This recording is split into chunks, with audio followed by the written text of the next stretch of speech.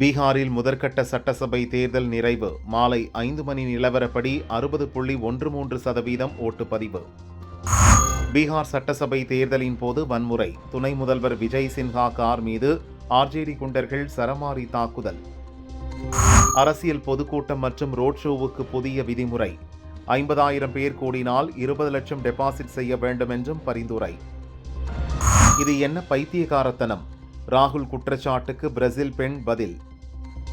காஞ்சிபுரத்தில் வெளுத்து வாங்கிய கனமழையால் பள்ளிக்குள் புகுந்த வெள்ளம்.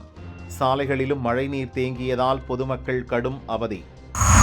சாலையில் தோண்டப்பட்ட பள்ளத்தில் பைக் விழுந்து டிரைவர் மரணம். கான்ட்ராக்டர் அலட்சியத்தால் பறிபோன உயிர். சூதாட்ட செயலிகளை விளம்பரப்படுத்திய வழக்கு. இந்திய முன்னாள் கிரிக்கெட் வீரர்கள் ரெய்னா, தவானின் சொத்துக்களை முடக்கிய அமலாக்கத்துறை.